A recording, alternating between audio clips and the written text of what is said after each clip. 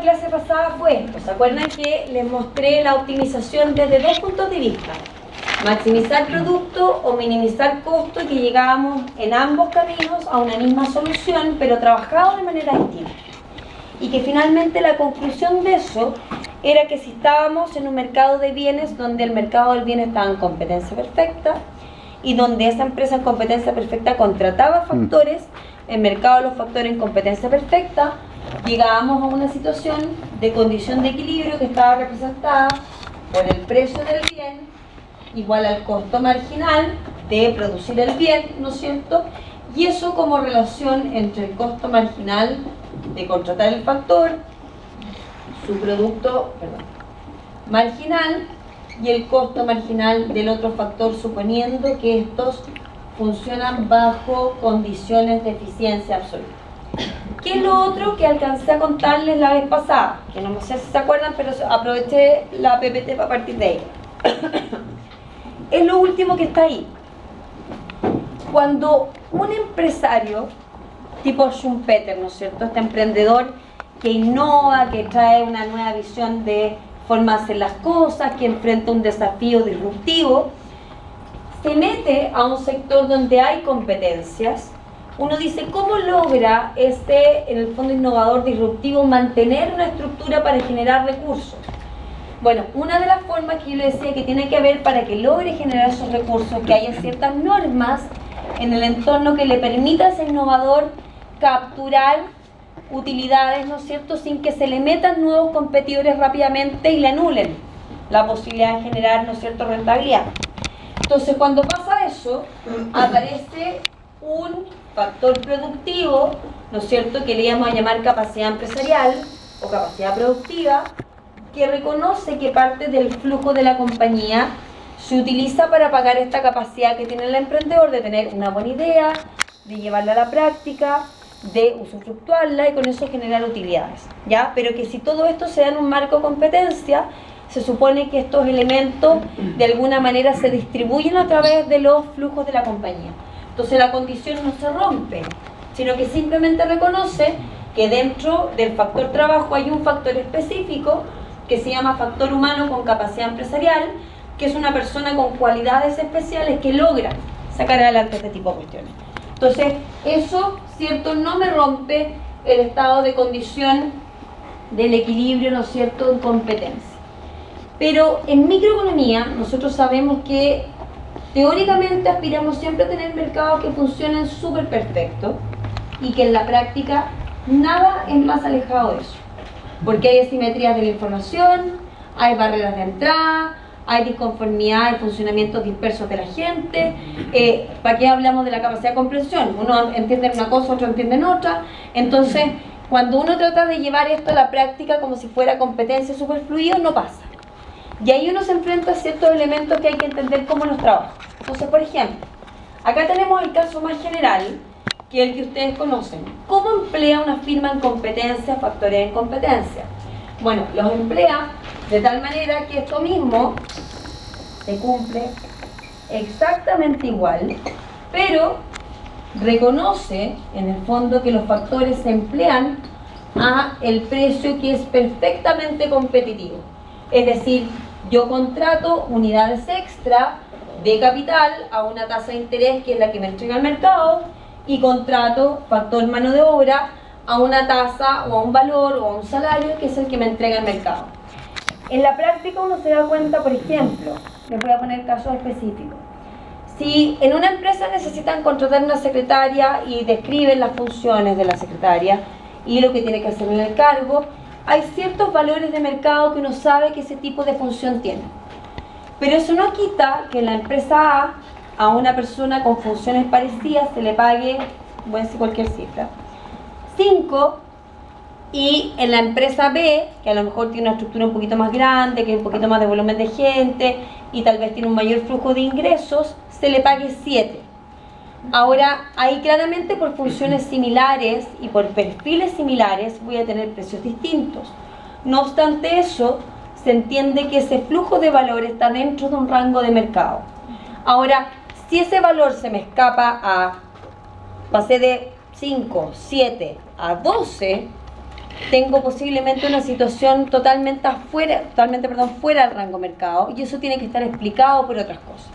Entonces lo que tengo que entender es que para que en una firma, ¿no es cierto?, que está en el fondo produciendo bajo condiciones de competencia y contrata factores bajo condiciones de competencia, yo logro generar ratios de precio sobre productividad que se apuntan bastante bien respecto de lo que me cuesta marginalmente producir una unidad más de bien.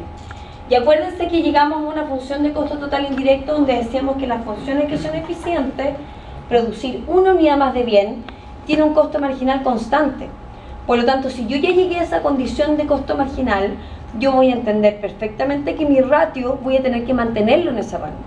Entonces, si los elementos de acá cambian, tienen que cambiar en tal función que el ratio no se me distorsione de la situación de costo marginal. Me da rango de decisión, de cambio, de modificación, sí, pero dentro de este rango que yo les decía en el ejemplo de la secretaria 5-7, donde yo puedo decir que moví las cifras en un determinado valor que me mantuvo la situación de ratio asociado al costo marginal, ¿ya?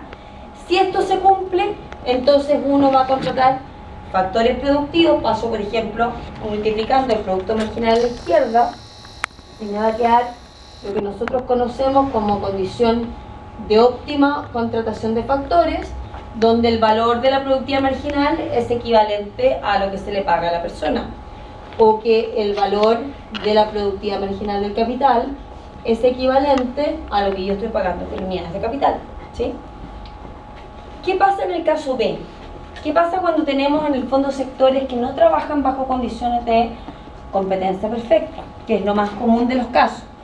Ahí vamos a tener otro caso un poquito extremo, porque hoy día en la práctica es bastante más difícil que haya monopolios. Puede haberlos, pero nunca son perfectos. Siempre hay como ciertos elementos más bien de carácter competencia monopolística, más que monopolio puro. Pero supongamos que se da una situación donde hay un monopolio puro y no vendemos el bien a nivel de precio, sino que lo vendemos a nivel de ingreso marginal.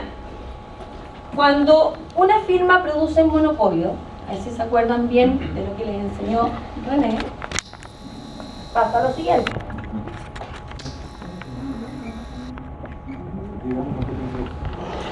Vamos a poner precio y X, X como bien, ¿cierto?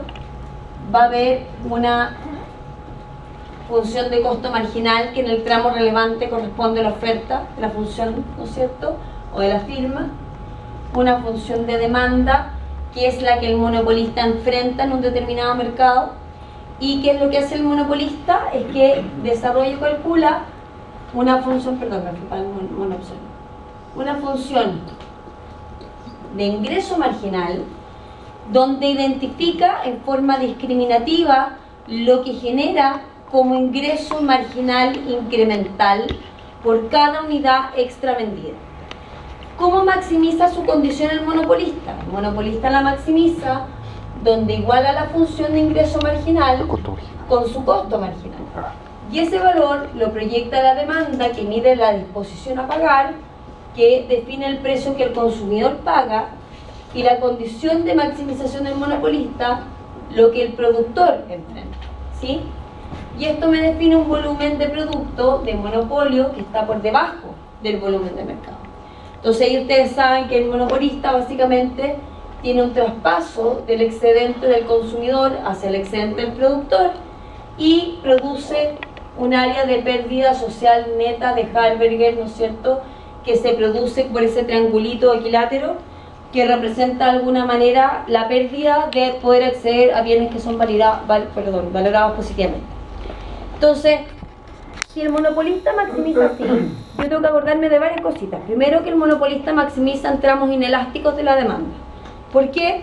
Porque está buscando que su condición de Lerner maximice la diferencia entre el precio y el costo marginal de acuerdo a un valor de costo marginal, donde se entiende, ¿no es cierto?, que si el precio es igual al costo marginal, el índice de Lerner es 0 y por lo tanto hay competencia perfecta, y que si el precio se abre, ¿no es cierto?, significativamente respecto al costo marginal, puedo llegar a una situación equivalente a 1, donde ahí represento el máximo nivel monopólico que tiene una firma con capacidad de explotación monopólica. Porque para que esto sea 1, el valor de lo que está arriba es equivalente a lo que está abajo. ¿Sí? ¿Es igual a 0? No, porque si es C igual a 0, si tú tienes, mira, si tú tienes el precio igual al costo marginal, esta diferencia se hace 0 y todo el índice se hace 0. Si esta diferencia se iguala al costo marginal, quiere decir que tú estás duplicando la ganancia sobre el costo marginal. Por lo tanto, eso solamente lo cumples cuando se cumple una condición de monopolio. Este índice... Eso es si es que el costo, o sea, si el precio la es doble brecha, que el costo. La brecha, no, el precio tiene que ser mayor que el costo. Pero para que de 1 tendría que ser el doble. Sí, pues. Eso es lo que te estoy diciendo, que el rango de este índice de Lerner se mueve entre 1 y 0. Diciendo que 0 es una condición de competencia perfecta y 1 es una condición de monopolista perfecto. Porque el monopolista, cuando es perfecto, logra en el fondo establecer una utilidad que duplica la capacidad de producción, donde tú tienes todo equilibrado para no recibir nada en utilidad, que es lo que se da con competencia perfecta. ¿Ya? Entonces lo que te está midiendo el índice de Lerner es un ratio, no es un porcentaje. Entonces, si tú logras generar un ratio donde tú duplicas la brecha en diferencia positiva sobre el costo, ¿no es cierto?, marginal, llevas el índice a la unidad completa. Por lo tanto, el poder monopólico que tiene esta firma se va al 100%, tiene la concentración absoluta del mercado. Y eso solamente se produce en casos que son muy teóricos o son muy fuertemente monopólicos, lo cual hoy día es súper difícil de equipar. Generalmente se va moviendo entre 0 y 1, ¿ya? Dependiendo del grado de oligopolio.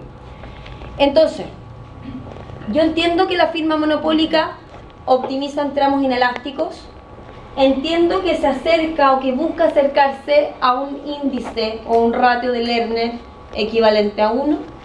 Y si eso pasa, entonces la forma de explotar, ¿no es cierto?, con eficiencia la estructura de la firma le va a decir que contratamos eficientemente factores donde el ingreso marginal igual al costo marginal del bien, pero los factores se siguen contratando bajo condiciones de eficiencia. Por lo tanto, yo sigo contratando mano de obra en un mercado competitivo a un ratio de salario sobre producto marginal equivalente a los valores del ingreso marginal, y contrato unidades de capital en un ratio productivo donde el valor del costo sobre el producto marginal se iguala a los ratios de eficiencia. ¿Cuál es la gran diferencia entre el caso A y el caso B? Que en el caso B, cuando hay situación monopólica, yo voy a contratar un factor productivo, por ejemplo, la mano de obra, donde el valor producto ingreso marginal, se me iguale con el salario. Por lo tanto, si yo comparo el caso A, que es perfecta competencia, versus el caso B, donde hay situación monopólica en el mercado del bien, lo que hace el monopolista es castigar el valor de la productividad. Porque para cada nivel de precio de venta del bien hay un valor de ingreso marginal que va a ir por debajo de toda la función de demanda. Por lo tanto, el monopolista siempre va a valorizar en menos la capacidad productiva del factor. Entonces, ¿qué es lo que hace el monopolista? Si comparativamente este valor es menor al de la competencia perfecta, si contratáramos las mismas unidades de factor, como valorizan menos la productividad, el monopolista tendría que pagarle menos. Ahora, como no le puede pagar menos, porque está contratando las mismas personas que contrata la firma competitiva en el mercado eficiente, ¿cómo se ajusta el monopolista? Dice, dado que yo no le puedo pagar menos a la persona, porque tengo que contratar bajo las condiciones de mercado a la secretaria entre 5 y 7, ajusto cantidad de secretarias. Entonces contrato menos secretarias que me aporten más, pero como lo valoro en términos de hora de trabajo en menos valor su trabajo, ajusto el valor de la productividad a través de la función de ingreso marginal. ¿Por qué es importante entender esto? Porque esto quiere decir que el monopolista es eficiente, que define en base a una función de demanda de manera distinta y discrimine precios, es otra cosa. Pero en el concepto de producción, el monopolista es absolutamente eficiente porque regula. Dice, dado que tengo que enfrentar los mismos costos que enfrenta la firma en competencia, que produce mucho más unidades que yo tengo que ajustar esto a la baja. Entonces, ¿qué hago? Contrato menos gente. Y como contrato menos gente o contrato menos capital, le exijo en términos de productividad que me aporte más. Y eso lo valoro a un nivel de valor de ingreso marginal de menor valor en términos comparativos, por lo tanto justo respecto al valor de mercado. En otras palabras, si me voy al gráfico de la eficiencia del monopolista, la curva de costo marginal del monopolio no tiene por qué ser distinta a la curva de costo marginal de una firma en competencia, dado que los dos son tremendamente eficientes. ¿Dónde veo la diferencia? En la cantidad de gente y de recursos que contrato, porque lo que hace la firma monopólica es exigir más productividad. Entonces voy a reducir el tamaño de la empresa, pero les exijo más producto porque eso me permite generar el margen para obtener una ganancia extraordinaria, que el monopolista sí la tiene y la firma en competencia perfectamente. ¿Ya? Ese es el tipo de caso que van a empezar a enfrentarse ahora, porque ya pasamos la primera etapa de los elementos que buscamos bajo eficiencia. Ahora tenemos que empezar a entender qué nos pasa cuando nos metemos en mercaditos que funcionan un poco distintos. Este es el primero. Sí. ¿Si aumenta la productividad marginal no debería disminuir el costo marginal? No. No, porque se mueven. Acuérdate que tienes ahí dos elementos de referencia. Porque como nosotros estamos acá pensando en optimización de la firma, lo que pasa por un factor va a ser un elemento de rendimiento relativo espejo del otro. Pero como estás en una condición de eficiencia para la firma, que puede ser monopólica, vas a llegar a un valor de costo marginal que no tiene por qué ser distinto al de una firma competitiva, que fue lo que mencioné hace un ratito atrás. Si suponemos incluso que es el mismo valor de una firma competitiva, se quiere decir que esa empresa además se tiene que esforzar en contratar factores de tal manera que la productividad sea marcadamente mayor que el costo marginal, porque esa es la única brecha que le da utilidad. O sea, ¿qué es lo que se lo transmito en castellano lo que estoy diciendo? El monopolista está ganando porque explota sus recursos. Pero el monopolista en este caso su productividad marginal es mayor que una firma de competencia. Debe serlo. ¿Y por qué? Pero piénsenlo, ¿por qué es mayor? A ver, pongamos un ejemplo concreto. El metro, por ejemplo, el metro aquí en Chile, que es una empresa mal administrada, no es la mejor administrada, pero es un monopolio. ¿En qué gana el fondo del metro? ¿Cómo gana? ¿Cómo genera de alguna manera recursos que nadie más genera? El Estado. Ya, pero te fuiste a la propiedad. No. Sí, Empieza la propiedad. con O la sea, renta el de hecho los que tickets. sea, digamos, el gobierno dueño del metro asegura que no hay otra competencia. Entonces, tiene protegido su monopolio, pero no gana por eso.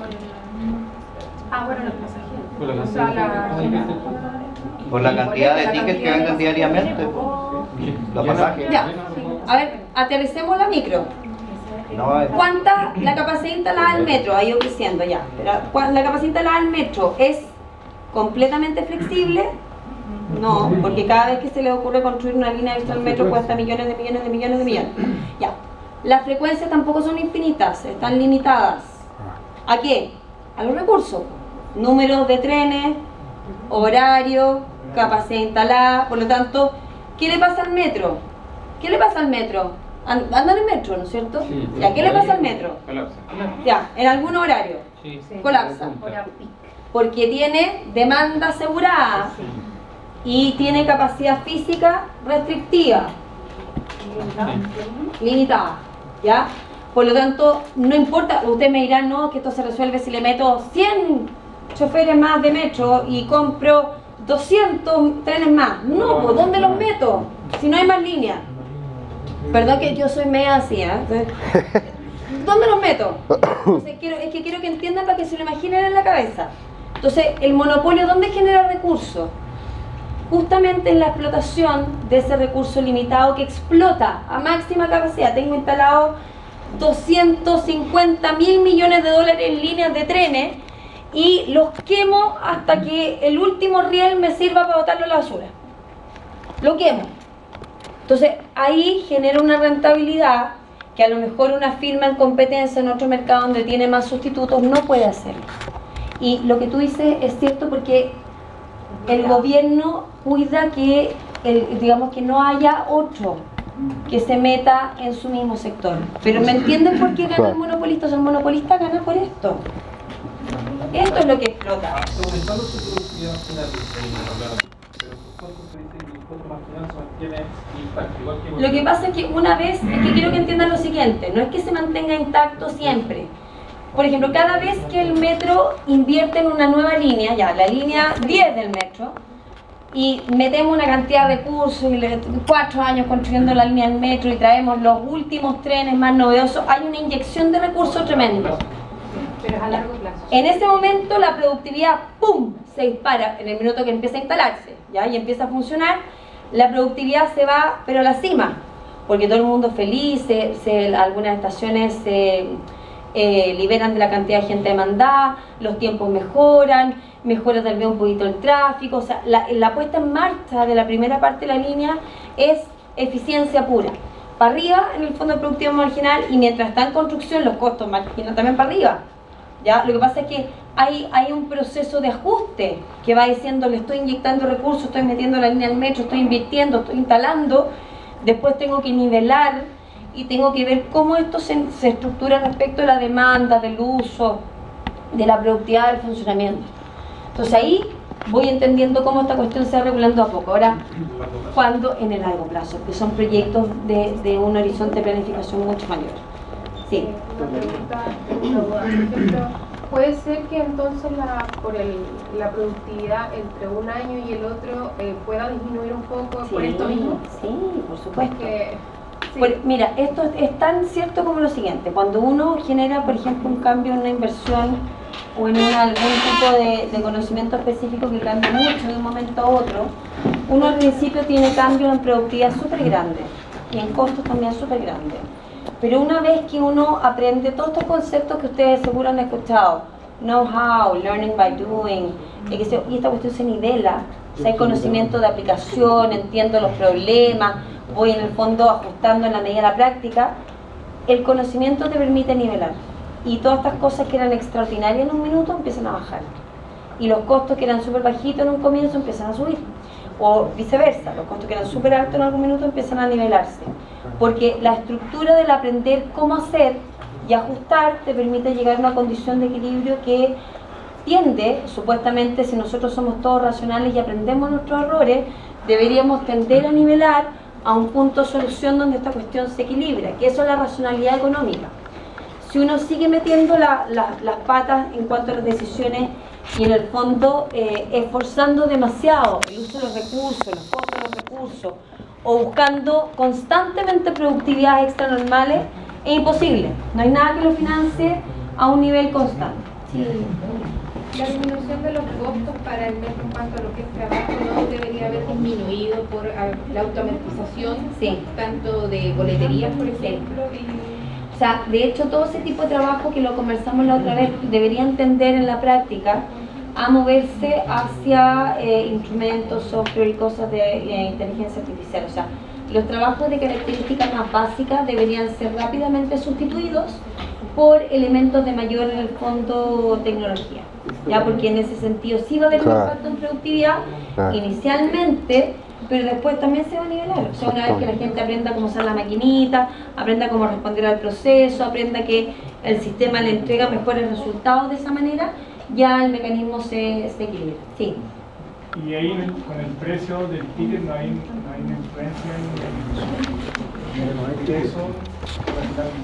No, porque el monopolio lo que hace es una discriminación segmentada, porque tiene distintas tramos de demanda. En distintos momentos, ponte tú en los horarios peak, tiene una demanda mucho menos elástica, y en los horarios valles, en los horarios normales, es mucho más elástica porque es más sustituto. Pero el ticket podría costar 1.000 pesos o 1.200. Claro, pero no lo va a hacer mientras que, porque acuérdate que en este sentido lo que también aparece en la dinámica de la discusión es que como son empresas de carácter estatal, porque están ofreciendo un servicio que toda la sociedad necesita y no están buscando el lucro propiamente tal, porque en el fondo No. El rol del gobierno no es ganar plata. Pero en este caso, dado que es un monopolio, tampoco significa que la pierda. Ya en pos de la sociedad, porque no hay ningún gobierno que pueda vivir eternamente con un déficit por século a século, eso lo vieron macro. Entonces, por eso les digo, macro y micro son cosas distintas, pero se comunican entre sí. Bueno, entonces deberíamos entender que con ese precio se supone que se están cubriendo los costos y que no hay una utilidad mayor como... Correcto, pero ahora te voy a fregar la cabeza, porque te voy a decir que el metro tiene pérdida. Seguro que sí. Siempre. Pero ese es un debe ser problema. por la administración. Es un problema de que yo le digo el problema de la incapacidad humana, que se manifiesta, digamos, en múltiples elementos, porque las decisiones depende. A ver, cuando en una sociedad hay decisión silencio, por favor. Chicos, si quieren conversar, yo los invito gratamente. Como usted, llevo un mes con la garganta así inflamada y que todavía no me recupero, y mientras más la esfuerzo, menos me voy a mejorar. Y si después me tengo que operar la garganta por culpa de ustedes, les juro que les traigo la boleta para que me ayuden a pagar la clínica. A ver, la cosa es así. En las sociedades, los problemas se manifiestan de distinta manera en términos de lo que hay que cubrir, quién lo cubre, a qué costo y de qué manera. Y sucede mucho, ¿no es cierto?, que en ciertos tipos de gobierno y sociedades se establece como prioridad, muchas veces elementos de carácter más social, porque se juega un poquito con los horizontes de planificación. Entonces lo que pasa es que las empresas que son financiadas por fondos del gobierno tienen un horizonte de planificación distinto al personal, a lo que tiene una persona o una firma o un sector como horizonte de planificación, y en su capacidad de decisión pueden proyectar ciertas decisiones en un plazo distinto. Entonces, por ejemplo, uno puede decir, el 2014 nosotros sufrimos como país positivamente un influjo de recursos porque el precio del cobre estaba en la cima de lo que ha llegado a estar a lo largo de la medida del tiempo que hemos exportado el cobre y lo hemos vendido, y el dólar también estaba relativamente alto, por lo tanto la cantidad de ingresos que recibió el país generó una bolsa de plata disponible para financiar una serie de cosas que se han ido financiando hoy en día. Estamos hablando de 2014 al 2019 y posiblemente 2020, o sea, 6 años después, con una bolsa de gatos que ya se agotó. Entonces lo que estamos usando es decisiones intertemporales para financiar hoyos de decisión. Entonces, ¿hasta cuándo? Todo tiene un límite, hasta que no haya más recursos o sigamos